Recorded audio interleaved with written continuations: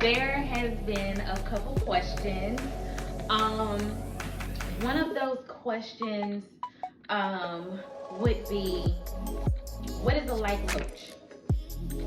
A life coach is somebody that coaches you through life. I mean, basically, basically.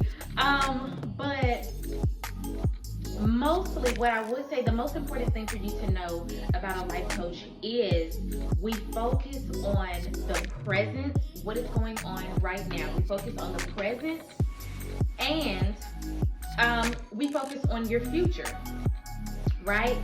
So your present and your future. That is what we focus on most.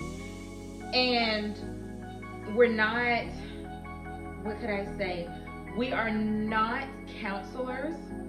We're not counselors. We cannot counsel you. We're not licensed for that.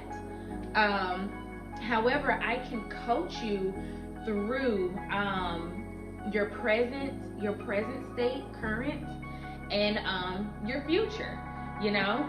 Another question that has been received is um, how do, because I'm a Christian life coach, right? I'm a Christian life coach.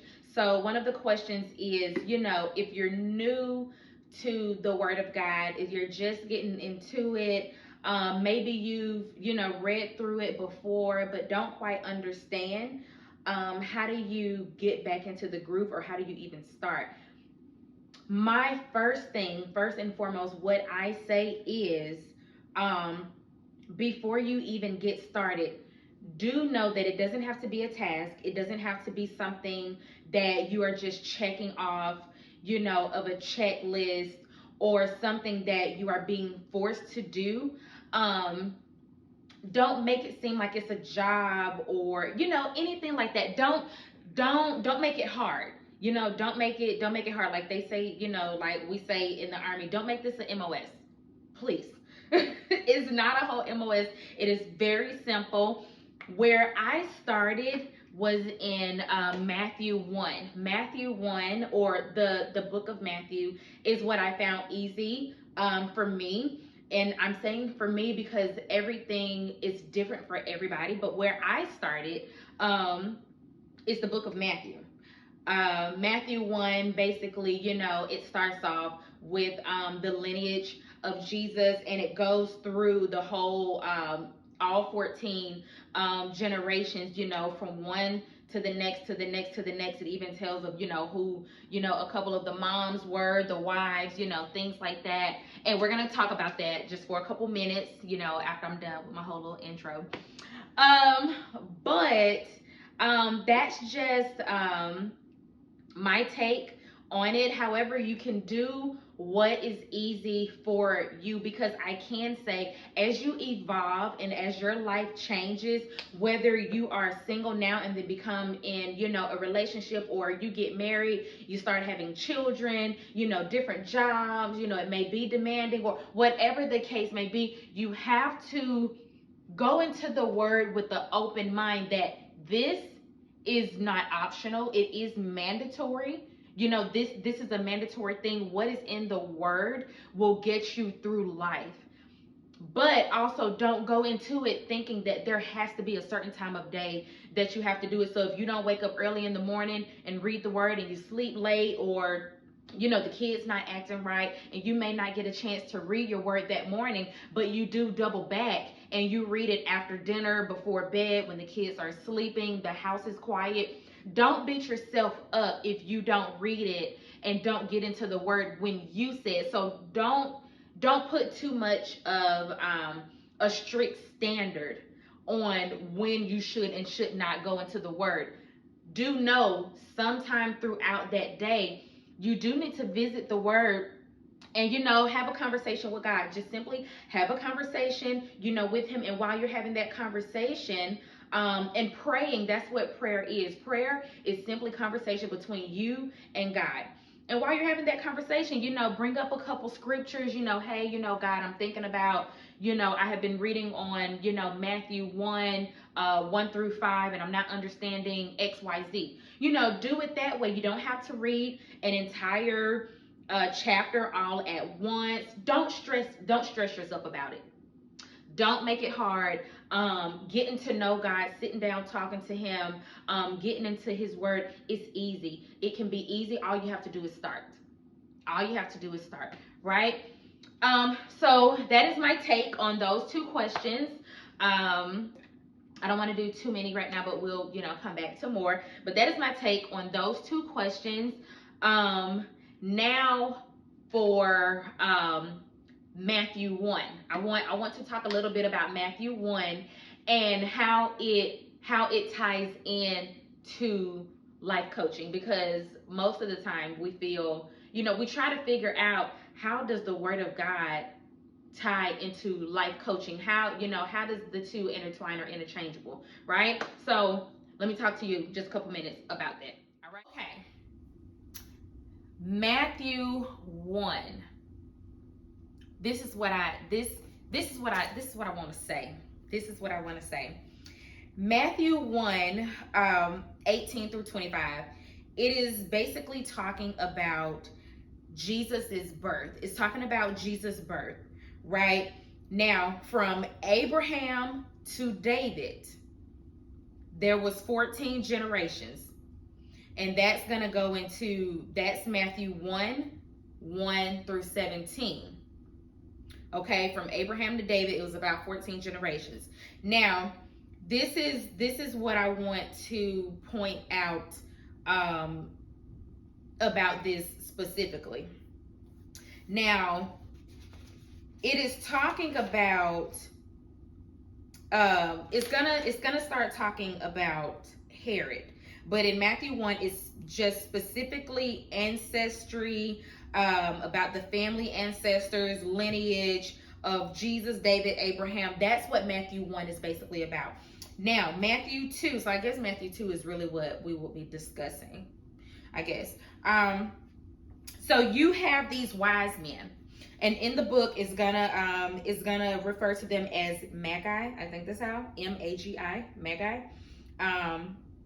Those are wise men. Okay, those are wise men. They are educated men who specialize in astronomy, astrology, and natural sciences. So they know their craft. They have perfected their craft. And if you ask them about any of those things, they know what they're talking about. All right, they know about the stars and the moon and how to tell, this star from that star. They are the ones that pinpointed the North Star, right? All right, so we're gonna get into it. Now, Herod. Let's talk a little bit about Herod. Herod, he was disturbed.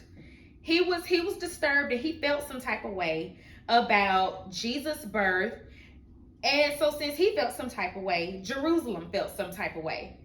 I mean, how that sounds very, we can relate to that, right? Sometimes, so for example, I may have a friend, and just because they feel some type of way about a person, then I feel like I should feel some type of way about that person, even though they have nothing to do with me, right? All right, so clear the air with that. So Herod was disturbed by Jesus' birth, and Jerusalem, they was disturbed too, because he was disturbed, right?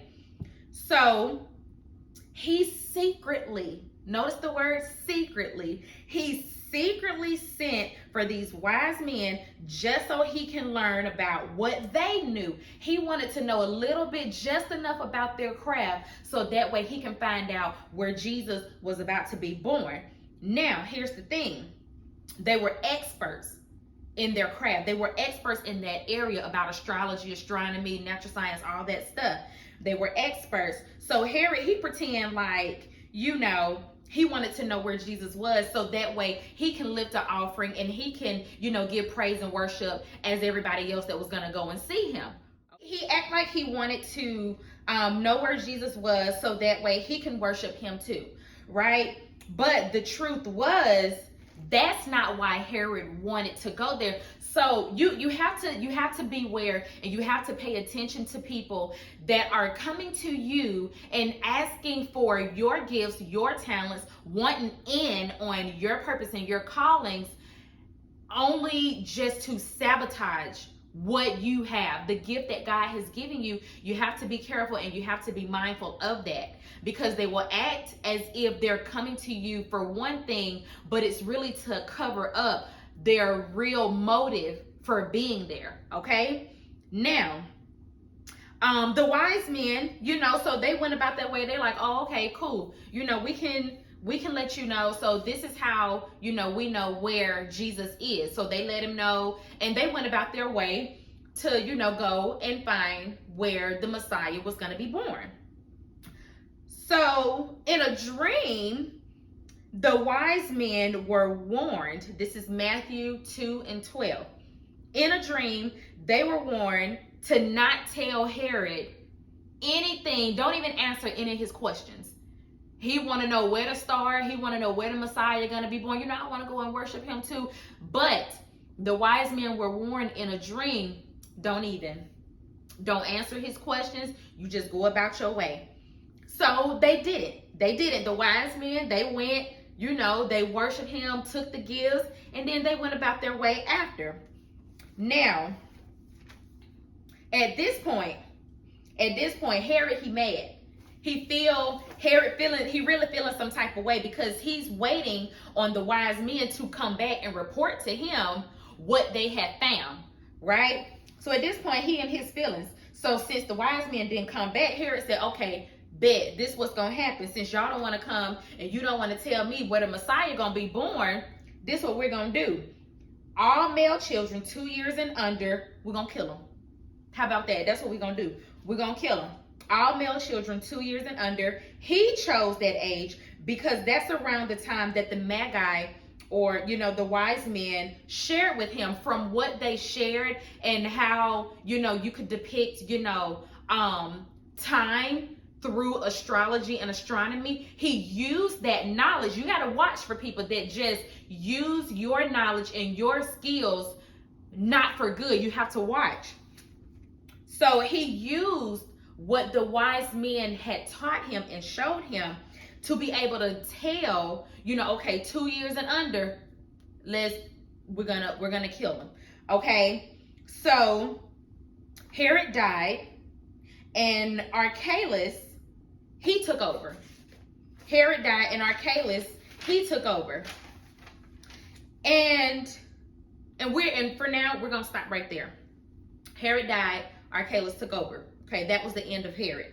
Now, my thing to you, and I guess the moral to all of this, is you have to always keep your ears open, and you always have to have an ear to hear.